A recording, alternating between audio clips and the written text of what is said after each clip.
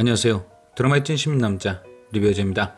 12회가 이미 끝이 났지만 아직도 엔딩 속에서 시청자들을 허우적거리게 만들고 있는 7인의 탈출.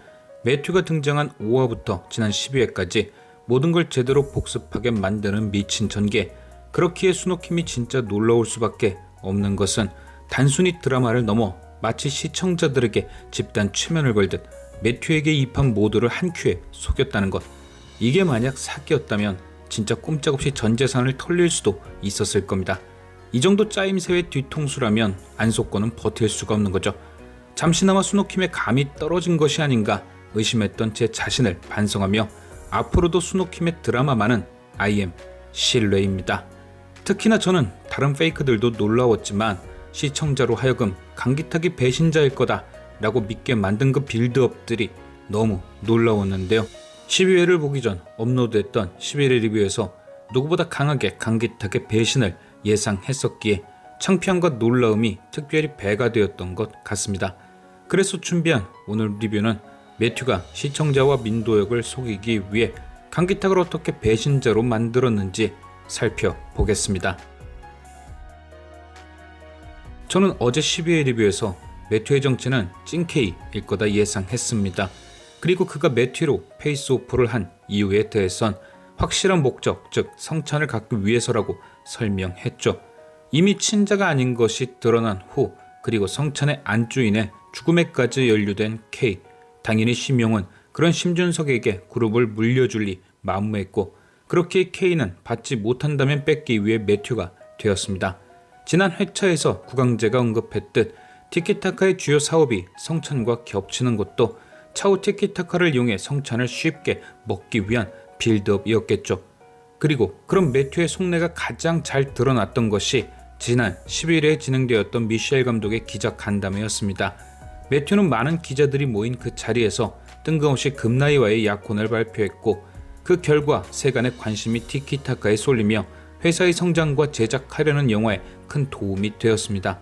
그리고 기자 간담회가 끝난 뒤 모든 의문이 해소될 가장 중요한 대화가 시작되죠. 바로 강기탁과 매튜의 독대. 사실 12회를 보기 전 이 장면을 봤을 때는 이건 누가 봐도 강기탁의 배신 시그널이었습니다. 왜 약혼 발표를 한 것이냐는 강기탁의 물음에 이비소라 생각했던 매튜의 답은 꽤나 논리적이었고 그와 반대로 배신자라 생각되던 강기탁의 모습은 누가 봐도 질투의 화신이었거든요. 당연히 금나이를 사랑하는 강기탁이 매튜에게 질투심을 느껴 배신을 하는 거구나 생각하게 되죠. 하지만 12회가 끝난 뒤 이 장면을 다시 보니 사실 이 안에는 가장 중요한 두 가지 진실이 숨어 있다는 걸 알게 되었습니다. 바로 매튜로 변한 K의 진짜 속내와 강기탁이 매튜를 의심하게 된 계기, 이 두 가지 말이죠. 이 대화는 신기하게 매튜를 누구로 생각하고 보냐에 따라 내용이 180도 변합니다. 왜 약혼을 발표한 것이냐는 강기탁의 물음에 매튜는 이렇게 대답했습니다. 그래야 티키타카의 주식이 날아오르니까 그 여자가 우리의 배를 불려줄 거니까 라고 말이죠. 그리고 이 말을 한 매튜가 이위소라면 그 뜻은 이렇게 해석됩니다. 말 그대로 금나이와 자신의 이슈를 통해 티키타카의 주식을 상승시켜 성찬에 대항할 티키타카의 힘을 키운다. 그런데 이 말을 한 매튜의 정체를 K로 놓고 보면 이 말은 재미있게도 해석이 필요 없는 자기 고백이 됩니다. 있는 그대로 난 돈을 벌고 싶다. 금나이와 약혼해서 주가를 띄우고 배를 채워서 성찬을 집어 삼키겠다. 어찌 보면 이때 이미 수노킴은 우리에게 매튜의 정체를 알려준 것일 수 있죠. 이렇게 대놓고 힌트를 주는데 몇몇은 알겠지. 그런데 이미 우리는 강기탁의 배신의 포커스가 맞춰져 있으니 당연히 저 말을 이위소의 작전으로 해석했던 겁니다. 그리고 여기서 하나 더 재미있는 건 우리가 다 속고 있는 와중에 딱 한 사람 강기탁만이 매튜의 정체를 의심하기 시작하죠. 그가 매튜에게 한 질문 자체가 바로 매튜의 전곡을 찌르는 핵심 질문이었습니다. 그전에야 금나이를 속이기 위해 그랬다지만 이미 정체를 다 밝힌 마당에 왜 굳이 약혼 발표를 하는 것이냐. 이후 매튜의 답을 들은 강기탁은 아마 의심을 넘어 확신에 찼을 겁니다. 복수를 위한 수단이라고는 하지만 돈에 너무 집착하는 매튜의 모습에 진정성이 의심되기 시작한 거죠. 이때부터 아마 두 사람은 안 보이는 전쟁을 시작했을 겁니다. 매튜가 굳이 강기탁의 발작 버튼인 금나이를 언급하며 그를 도발한 것이 그 신호탄인 것이죠. 아마도 이 대화를 끝으로 강기탁은 매튜가 이위소가 아닐 수 있다 생각을 했던 것 같고, 매튜는 강기탁이 자신의 정체를 의심하고 있다는 걸 알았을 겁니다. 11회를 다시 한번 보신 분들은 느끼시겠지만, 방금 말한 저 상황 뒤 강기탁이 제일 먼저 한 행동은 체리엔터를 찾아가 양진모에게 엄지만과 무슨 대화를 했는지 묻는 것이었습니다. 그리고 강기탁은 양진모에게 이런 얘기를 덧붙였죠. 엄지만이 죽은 이유는 K의 영린을 건드려서이다. 빡 느껴지시는 게 없나요? 강기탁은 확인을 하고 있던 겁니다. 왜 갑자기 매튜가 이상해졌는지를요. 갑자기 뜬금없이 지 정체를 공개하고 뭔지 모르게 모든 계획이 생각보다 빨리 진행되고, 또한 금나이와의 약혼 발표를 할 정도로 무리수를 두는 이유, 모든 것이 엄지만이 죽고 난 뒤부터 생긴 일이기에 매튜 뒤에 K가 있는 것은 아닌지 확인을 하는 거였죠. 엄지만이 K의 영린을 건드리고 죽었다. 그리고 매튜의 행동이 이상해졌다.